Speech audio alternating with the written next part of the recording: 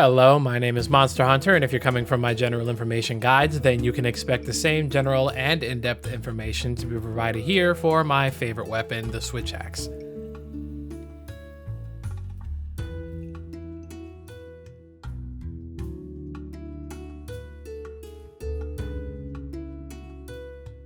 The Switch Axe has received a hefty amount of love in Generation 5 as it leans more into its morphing aspect and gained new mechanics and utility that feels seamless and fluid. These mechanics are rather critical to the weapon's function more so than ever before, and as such, I'll be addressing those first. Morphing is when the weapon switches from one state to another, and for Switch Axe that means axe to sword or sword to axe.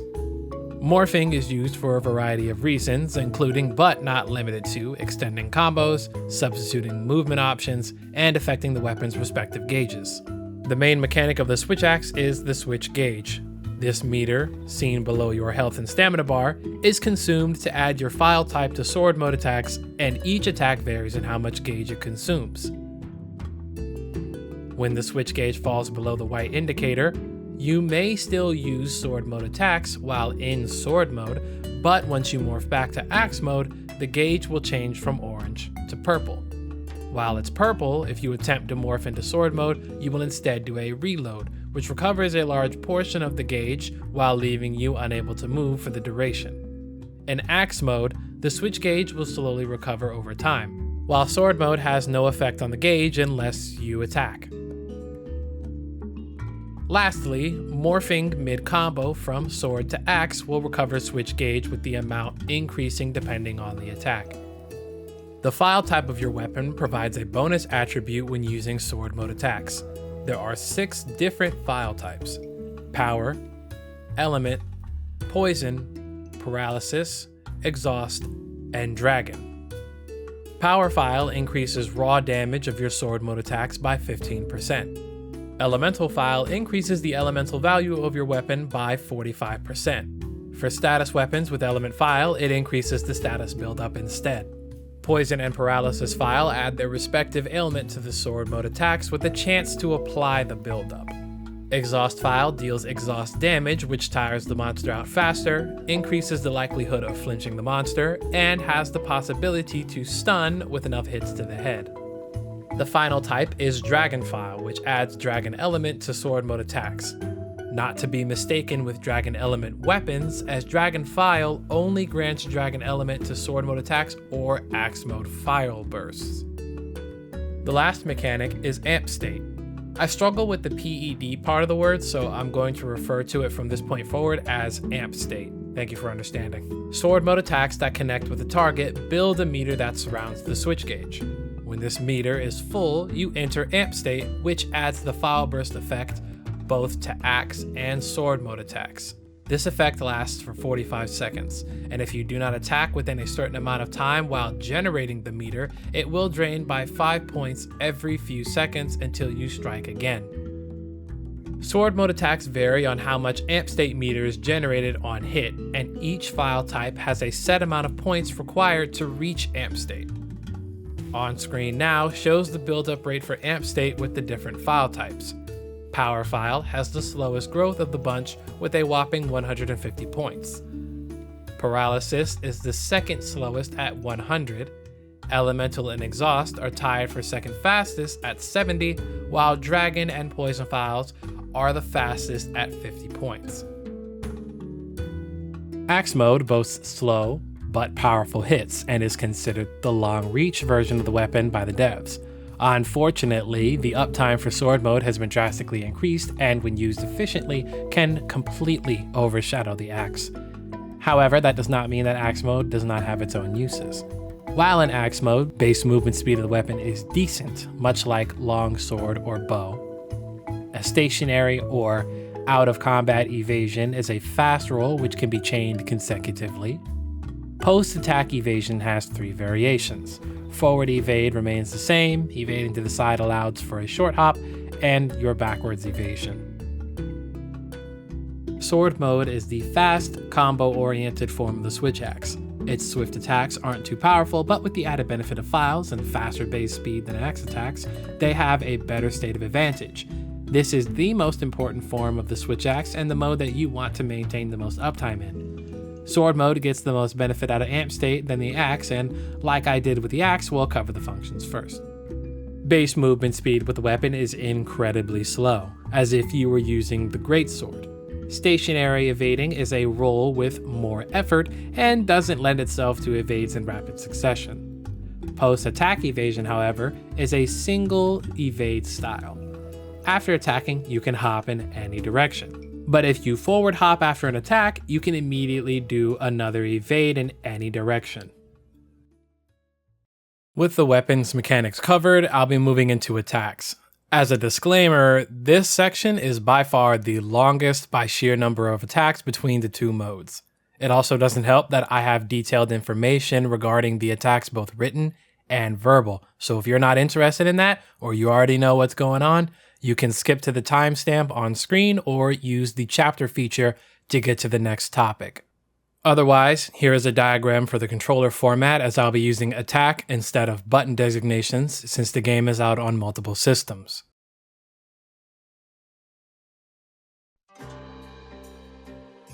The axe mode draw attack shares the same stats as side slash.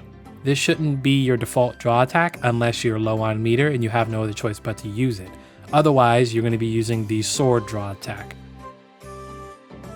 Pressing attack 1 while stationary will execute overhead slash. This is a moderate damage attack whose hitbox ranges from behind the head to an arc over the body. If overhead slash is used in a combo, the startup speed of the attack is drastically shortened.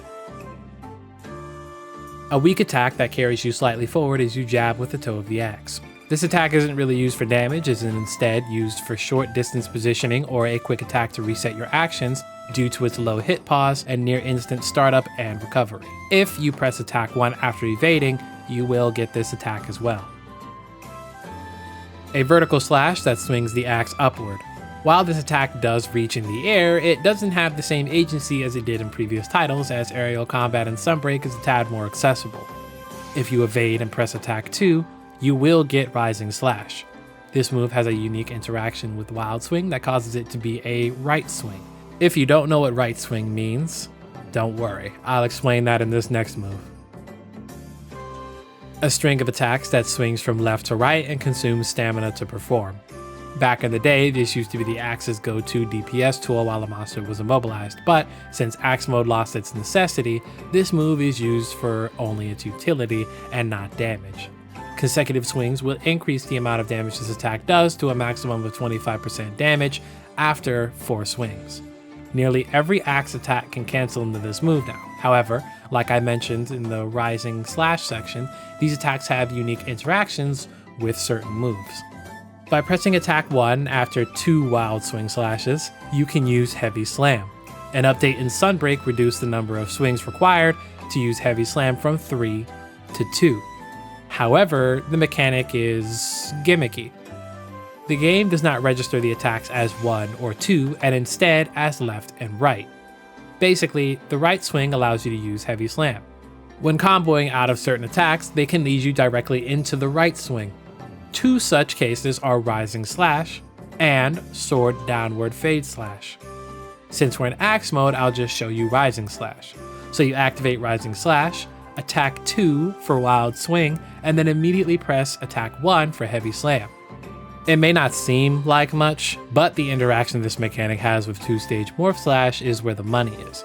I'll cover that when we get to that switch skill. Also, not to make this section too long, but I have a short for when Sunbreak first released discussing this very mechanic if you wanted to get it in a faster format.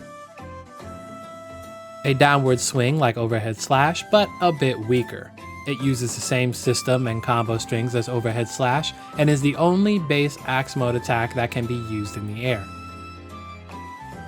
An attack that can only be performed after using overhead slash or jumping slash, and is just a simple side slash.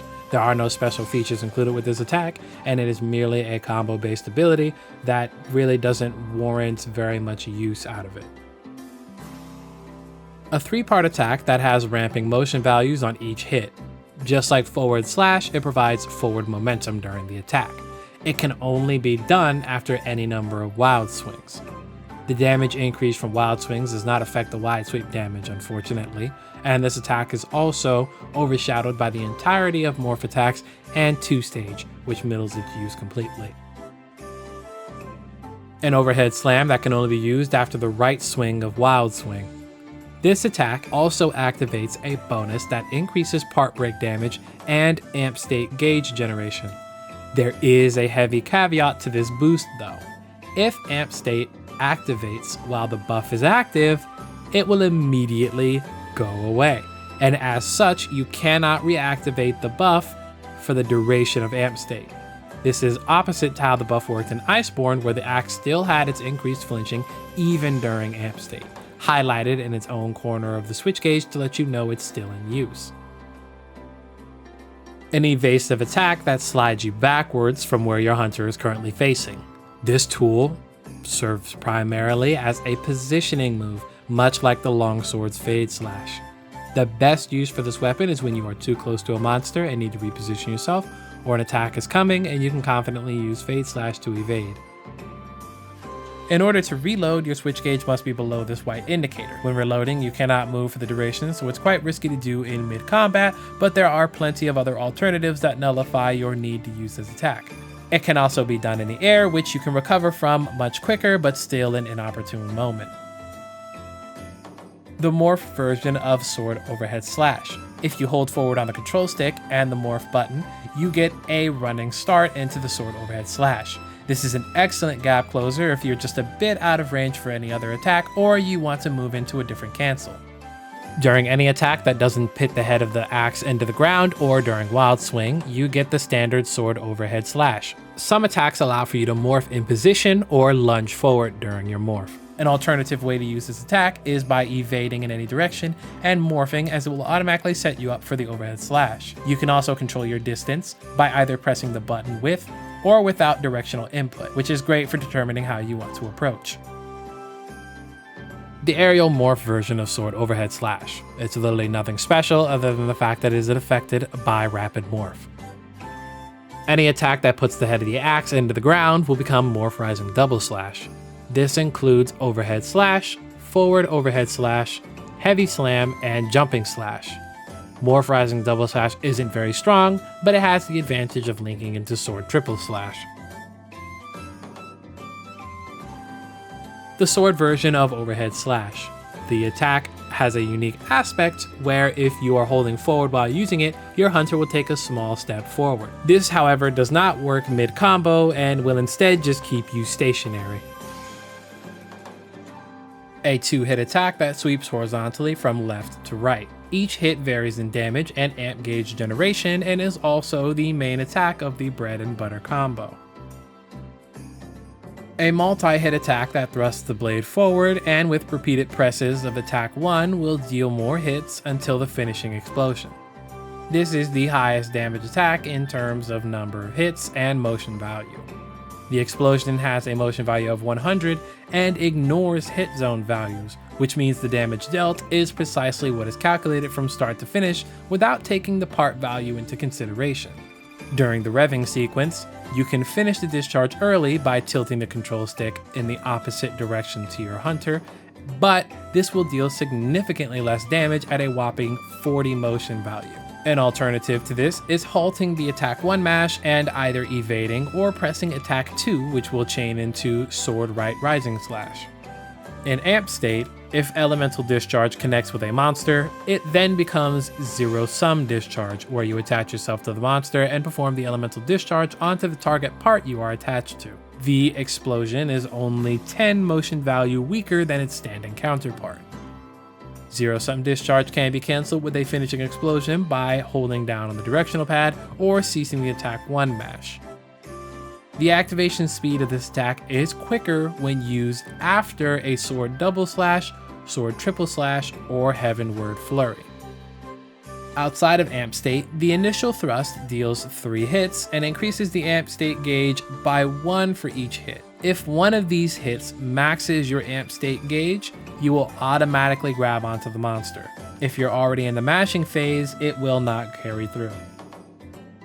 This attack has the same motion value, effects, and combo routes as the Sword Overhead Slash and Draw attack. The elemental discharge thrust that can be used while in the air. The attack consists of the initial thrust, followed up by 3 additional hits, and the finishing rev and explosion that take place once you actually touch the ground. A couple of things to note about this attack: this can be used while in Axe mode, and the initial thrust is also affected by Rapid Morph, but none of the following attacks are. If you use it while in amp state, the initial thrust will not attach to the monster and instead will wait until you land in order to hit those last 3 hits and then grab on. If you are below the white indicator on the switch gauge, you will instead reload. I'm pairing both of these attacks under the same name, as the only difference is their direction. Right rising slash is the first attack, while left is the second. This can be done after any overhead slash variation, elemental discharge cancel, and after heavenward flurry. Despite the moderate speed of the attacks, they aren't reliable in terms of damage or amp gauge generation. However, if you press attack 2 after left rising slash, you will enable the triple slash, the alternative of sword double slash. Triple slash obviously does 3 hits and generates a moderate amount of amp gauge. The only way to get triple slash is after rising slash combo, morph rising double slash, and 2-stage morph slash right swing variation. Using elemental discharge after this attack will speed up the activation. This 2-hit attack has a bit of a windup and moderate damage, but it generates a high amount of amp gauge. It can only be performed after a sword double slash or a sword triple slash. You wouldn't be doing this for damage, but instead for the utility it offers if the situation calls for it, such as the monster being toppled and you are not in amp state. This attack makes the activation of elemental discharge speed up. This move functions similarly to how the Axe Morph slash works. Holding forward or diagonal allows you to morph, but gives you little control over the direction that you swing. You can control the direction if you morph after you evade. You can essentially evade forward and then morph backwards and vice versa. This makes for an excellent mobility tool or unofficial evasion, which I'll be covering later. Again, the same Axe Morph into sword, just the standard jumping slash but morph version. Any sword attack that functions off of the attack 1 move pool will do a morph slash akin to the axe side slash, but it generates a good amount of switch gauge compared to other attacks, and even more so with Phial switch boost. The morph version of Fade Slash. This transforms to axe mode while swinging backwards. This isn't going to always be in your damage or utility rotation, as there are better alternatives. However, this is a very good positioning tool. The primary damage dealing combo the Switch Axe has is looping into this attack indefinitely. While it is not per se the move with the highest motion value, it is a 2-part attack that totals 90 motion value and is bolstered heavily by Rapid Morph and Phial Switch Boost respectively. This can only be comboed into by Sword Double Slash, Triple Slash, and Heavenward Flurry. However, the most effective form is the fastest variation, which is by doing Sword Double Slash into Morph Double Slash and then repeating.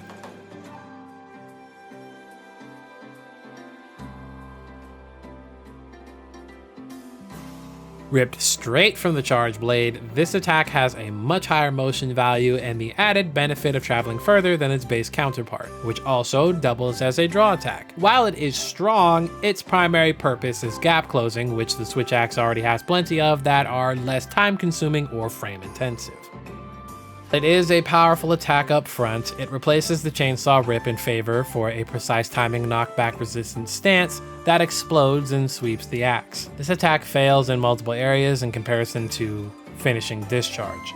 Just to list the preliminary issues, it devours switch gauge, the recovery animation is extremely long, the hitbox for the slash is painfully unreliable, and worst of all, it generates 30 points towards the amp meter and doesn't reap the benefit of being in amp state. One of the best additions to switch skills in Sunbreak, on par with Elemental Burst Counter in terms of usefulness. When using 2-stage Morph Slash, it has 2 combo points. Attack 3 during Wild Swing will activate the first part, and Attack 3 during Morph Slash 1. The utility of this attack is extremely vital. It both greatly replenishes the switch gauge and, on hit, generates a large amount of amp gauge. Not to mention, 2-stage will always morph into sword mode even if you are below the indicator to reload. Two-stage Morph Slash has, like I mentioned earlier, 2 variations. Funny enough, the right swing variation deals more damage on the first hit than its left swing counterpart. A 3-hit combo that drags the player forward a set distance and provides knockback resistance. The direction of this attack can only be changed on the final swing by moving the control stick. It can also be followed up 3 different ways. Attack 1 will perform a side slash that has a higher motion value than its base counterpart. This side slash can only be used left, right, and diagonally forward. Holding the directional input backwards and pressing attack 1 will put you into the last 2 hits of a wide sweep combo. By pressing attack 3 in any direction will activate a Morph Slash. Now this isn't exactly a skill you would put on anymore, as it got power crept by the base skill Soaring Wyvern Blade, which offers the weapon far more use than this one. It still has its uses, such as eating hits, but the wide swings of this attack make it hard to pinpoint a specific part, as well as a poor mid-action mobility and low motion value. The quintessential Switch Axe Silkbind skill. This attack starts as an uppercut that moves into a diving thrust, which leaves behind a timed explosive that ignores hit zone value on the part that was struck. Another function of the weapon is when you're in the air, you can activate the attack to immediately dive, which means that anytime you jump off a ledge or finish a 0-sum discharge, but only while you are in sword mode. If you are below the indicator on the switch gauge while you're in axe mode, you will do a rising uppercut with the axe head, and the secondary attack will also be the axe mode jumping slash. An evasive Silkbind skill that transports you in a 45-degree angle to the right on default or left by direct input. This works with evasion-based skills such as Evade Window or Embolden for invulnerability frames, Evade Extender for distance, and evasion-based stat boosters which can be triggered when using it. Dash forward and not only fill the switch gauge, but also prevent it from depleting for about 8 seconds, which means any sword mode attack you do won't hurt the gauge, which can help out when you're close to empty or want to attack without worrying about the bar for a little while. Outside of the gauge utility, it can also be used as an evasion, as the startup of this skill provides invulnerability frames. The Switch Axe's counterattack. After a brief delay, your hunter takes a stance and drains switch gauge for the duration. If you press attack 3, you'll activate Elemental Burst, a 2-hit attack that counters any hit that could damage or ail you like a roar, wind pressure, and tremors. If Elemental Burst does come into contact with an attack during the animation, it will become Power Finisher, which grants invulnerability frames on startup and knockback resistance for the remainder of the attack.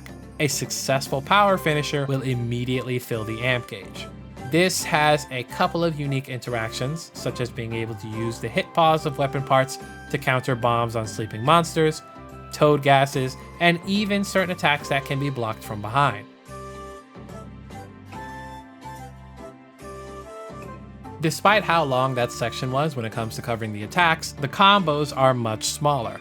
That's due to the fact that there are so little attacks that are efficient to use, as the entirety of Axe mode lost agency when sword mode gained more uptime through less risky and more rewarding moves that replace reload, like Switch Charger. Doubly so for the combos Switch Axe has, as they provide utility in places that you might not have expected.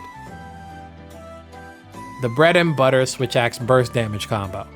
Sword double slash into morph double slash, otherwise known as the rotation, morph double slash combo, etc, etc. While the combo primarily consists of sword double slash and morph double slash, it can be cycled into infinitely, so long as you have the switch gauge to do so. This creates an infinite loop that not only deals damage, but also fills the switch gauge and amp state at a moderate degree. The combo can be done in 3 different ways. While in Axe mode, morph slash into sword double slash, morph double slash, and back into morph slash.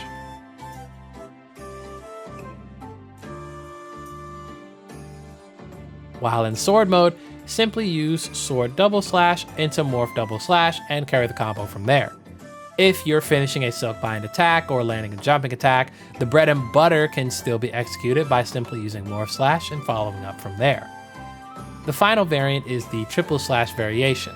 Any attack that causes Morph Rising double slash can be led into triple slash, which, like double slash, can lead into Morph double slash.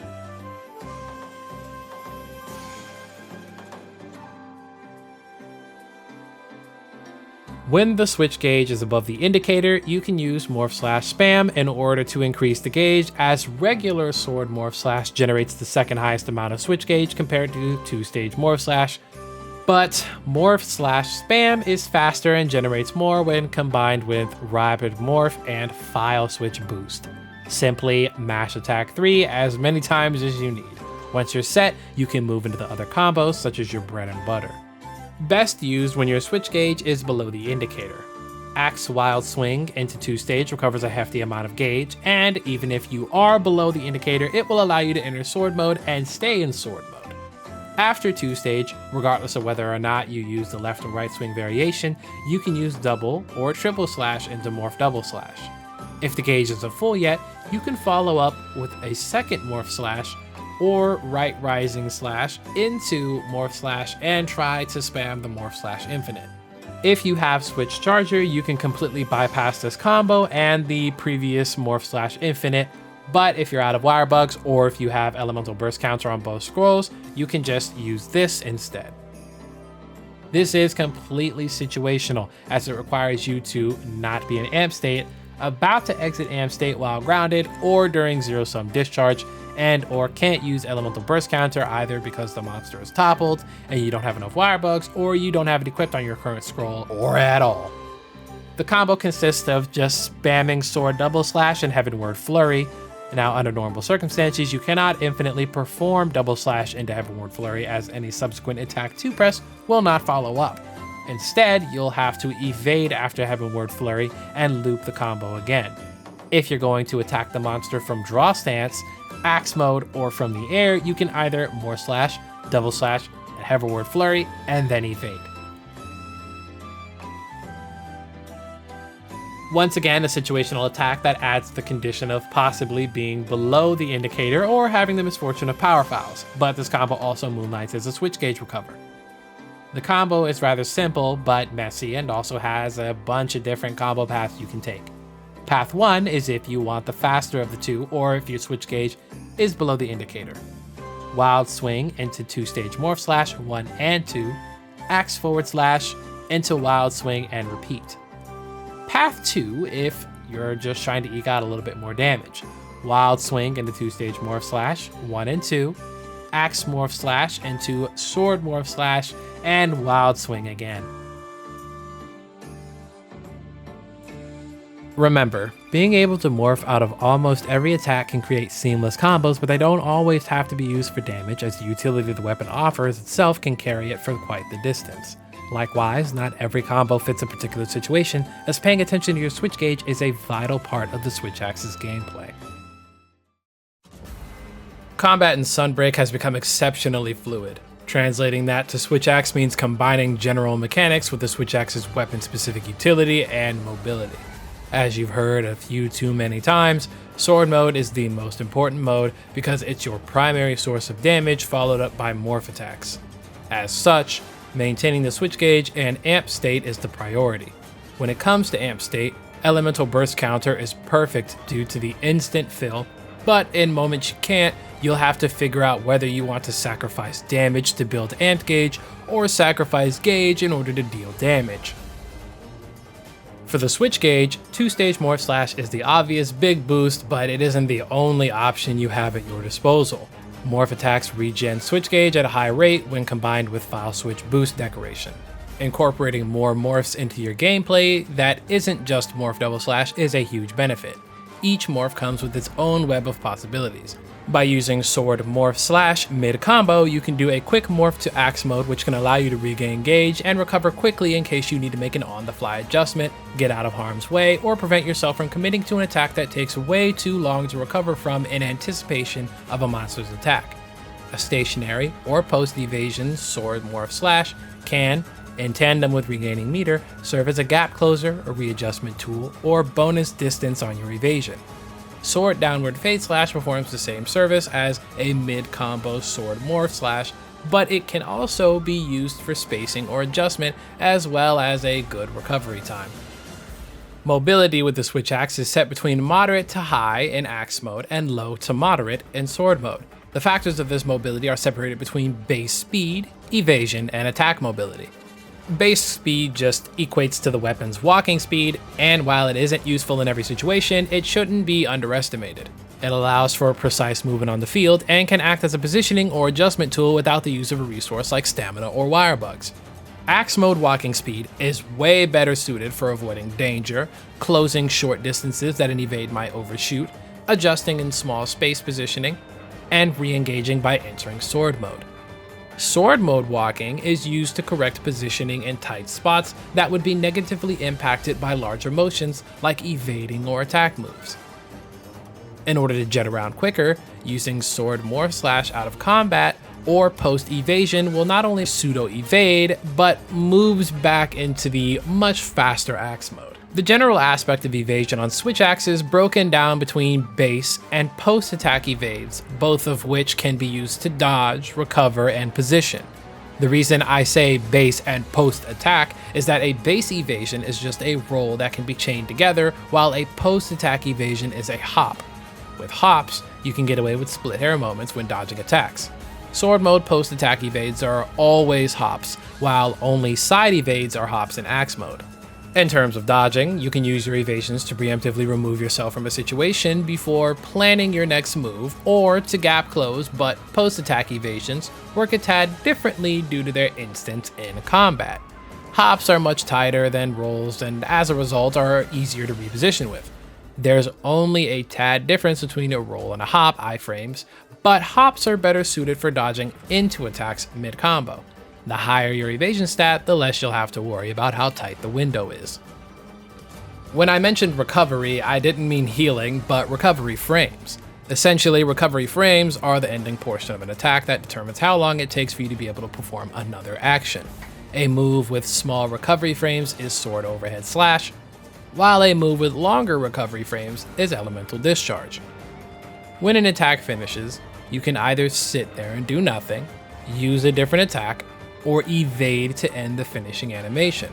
You want to abuse your ability to hit and move as often as you can.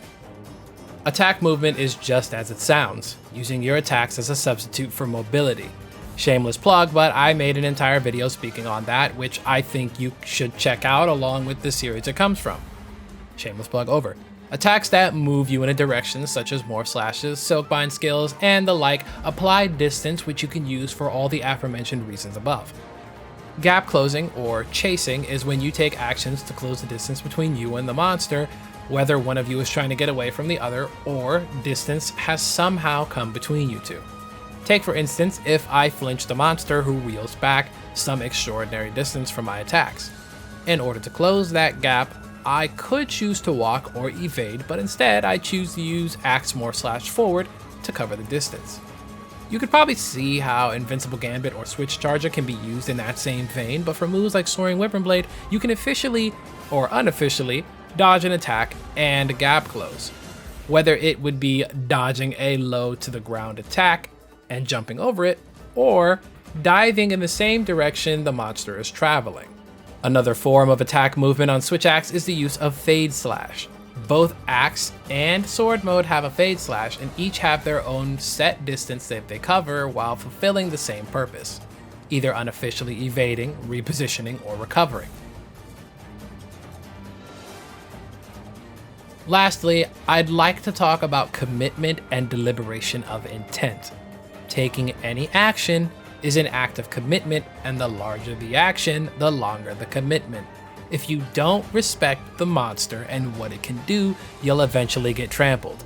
It's best to use your actions in their proper situations or during openings. That goes for the bread and butter combo as well as any other combo or attack that you may have. The Switch Axe's attacks are fast, but that doesn't mean you should attack every second. This is where canceling out of certain attacks comes in handy. Remember the Morph / regen I spoke on earlier? If you slip those in while keeping evasion in mind, you can benefit from dealing damage, regaining meter, and having an ample amount of time to evacuate a situation. I'm going to show two examples on screen. One where I respect what Rathian can do, and the other where I just don't.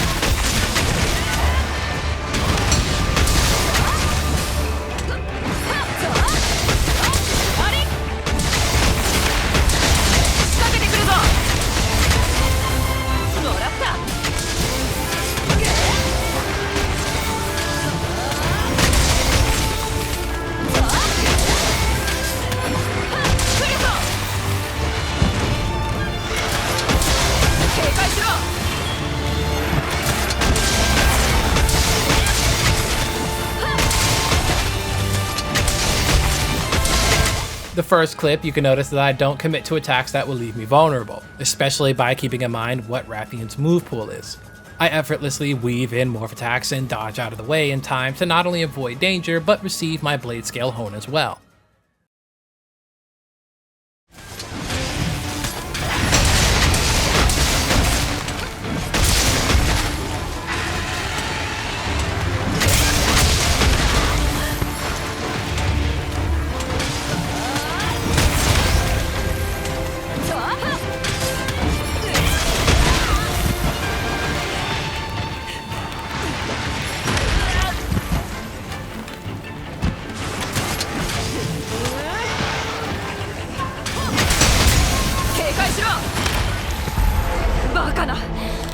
The second clip, just want to hit and do attacks without caring for what Rathian has in return. As such, I end up committing to a bad situation, comboing at the wrong time, and countering a combo I know will leave me exceptionally vulnerable for a period of time, which ends up leading to my feints. You have to understand the risk and reward aspect of this game. Low recovery attacks are fantastic as you can slip in a bit of damage while giving yourself time to react for the potential of a better opening later on. With the Switch Axe, this is done through sword and morph attacks as they have the fastest recovery period. As you adapt to the weapon, you'll find the various ways that you want to perform these actions for your own playstyle and how to deal with each monster. Maintain the risk and reward mindset as you navigate the field and spot openings where your combos can be done safely and efficiently. I briefly mentioned playstyles a few times, and that's what we'll be getting into next. There are two prominent playstyles with the Switch Axe: grounded and zero-sum discharge spamming. Grounded refers to combo, evasion, and counter-based gameplay that sees little to no zero-sum discharge usage. This type of play is bolstered by evasion skills that increase iframes and stats on successful evasion alongside full attack and wirebug recovery for spamming counter. Zero-sum discharge spamming, or ZSD spam, focuses on reaching amp state and using zero-sum discharge as much as possible, and switching to grounded play when the switch gauge runs out. The amp state isn't available, or the monster is incapacitated. This playstyle utilizes a mixture of damage, utility, and survivability like Divine Blessing or stun resistance. Both playstyles are viable for the Switch Axe as there isn't just any one way to play successfully, but you do have to be aware of the matchup. A matchup is a character, or in this case, a weapon's ability combined with the player's knowledge to combat a particular threat, i.e. Switch Axe versus monster. There are some monsters that are better dealt with playing grounded like Risen Shigaru Magala, while others completely crumple to ZSD spam like Shogun Centaur. The higher you go in monster tiers, the harder it becomes to survive some of the nonsense monsters can do while playing ZSD spam, so learning to mix these two playstyles is a huge help. I won't be covering set building as this isn't what the guide is for. I'm merely explaining what skills have unique functions for the Switch Axe outside of just attack boost or weakness exploit. As I always say, a meta set does not a good hunter make, and I stand by that. You can get good at the Switch Axe using a comfort set and transition to a full damage or meta set later. What I care about is you learning how to play the game before learning how to play like somebody who's been playing the game for 1,000 hours. I'll break the skills into 3 categories: and briefly explain why it's good on Switch Axe specifically. Rapid Morph grants a percentage increase to morph speed and damage. Do not be mistaken, this is not an S tier skill on Switch Axe, it's practically mandatory unless you want to play like the old days. Like Quick Sheath is to Longsword, this is the quintessential skill for the Switch Axe. Adrenaline Rush and Status Trigger help with the Switch Axe's stats by activating an attack bonus or a status buildup increase respectively. Due to evasion being so heavily ingrained in Switch Axe's play, these two skills can help give that necessary edge to standard gameplay through near permanent stat buffs. Burst increases attack and element when successfully landing attacks on the monster. After 5 hits, this bonus is increased and lasts until you stop hitting the monster for a few seconds. Switch Axe is a fast swinging weapon when it comes to sword attacks and Phial Burst, so it has no problem stacking this up quickly. Buildup Boost increases the damage of attacks that cause status buildup by a percentage amount. To clarify, status weapons have a chance to build the respective ailment on hit, and Buildup Boost only increases the damage of the attack and not the attack stat itself. Elemental weapons have pretty much taken over, but this skill evens the odds, as Switch Axe can be paired with Status Trigger or use Exhaust Phials, as they have a 100% proc rate on hits in Sword Mode. Blood Awakening increases attack for a short period depending on how much you heal from Blood Blight, or Blood Rite. Naturally, this is a good skill to combine with Blood Rite and Switch Axe's zero-sum Discharge or Elemental Burst counter. It can even be paired with Berserk for a non-stop stream of damage. Divine Blessing has a 25% chance to reduce damage taken by up to 50%. While it may be a lower chance than what's expected, it is still helpful for the weapon, especially on knockback resistant attacks like Invincible Gambit, Zero-Sum Discharge, and Elemental Burst counter. Stun resistance reduces the duration of stun or prevents it entirely. Just like Divine Blessing, the selling point of this is to prevent being stunned while using knockback resistant attacks, but more so invested in Zero-Sum Discharge, as you have an increased chance to be stunned due to consecutively eating hits while attached. Otherwise, it might help if you're just eating hits non-stop. Embolden increases your defense and vulnerability frames during evasion and guard, but we don't deal with that here.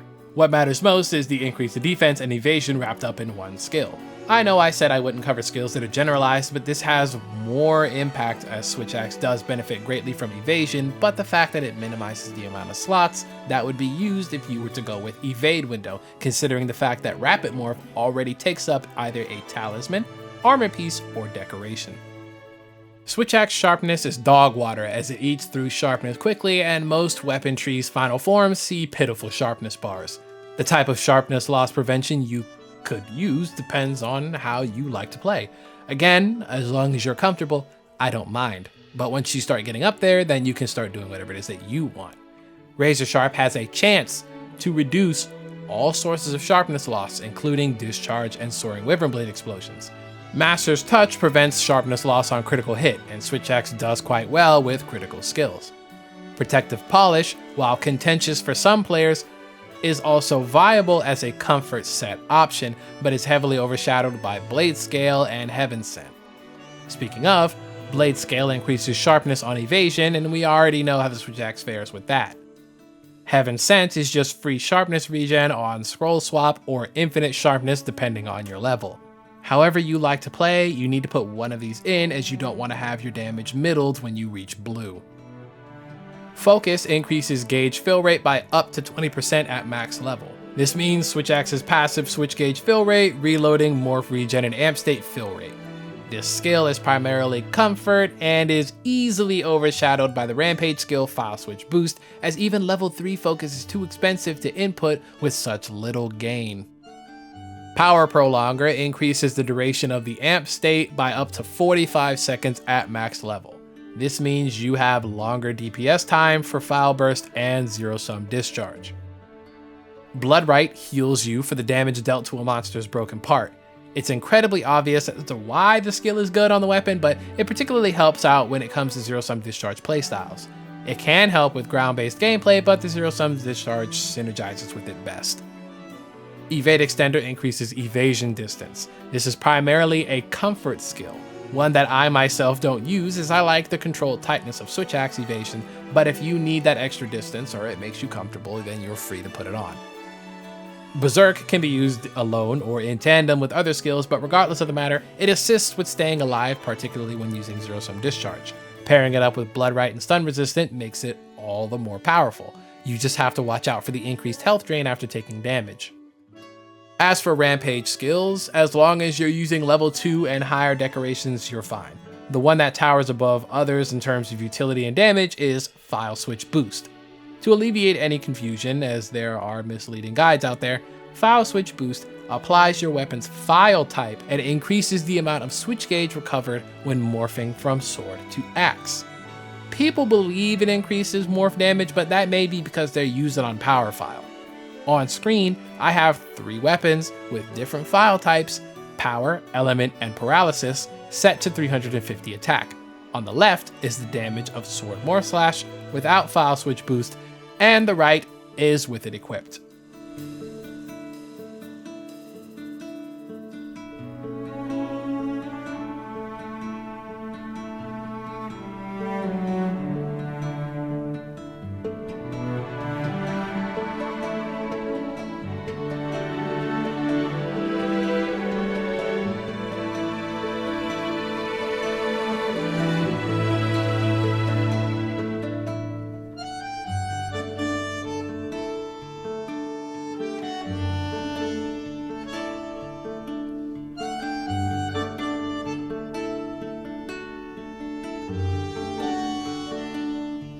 Switch Axe, like every other weapon, has best of its class weapons and absolute dirt mixed in.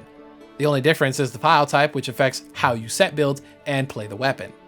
What makes a Switch Axe effective is its attack stat, element, sharpness, decoration slots, and Phial type. It becomes clear when you look at weapons like Pure Switch Axe Mikado and High Rubilion. Despite Mikado having more decoration slots, higher purple sharpness, it has level 1 rampage decoration and low base attack and element compared to Rubilion. No amount of slotting will make it more effective than even the Dawnbreaker Samorg. I'll play a PowerPoint presentation for the strongest weapon for their class and why. Oh, and I'm not covering Poison and Dragon Phial, just don't.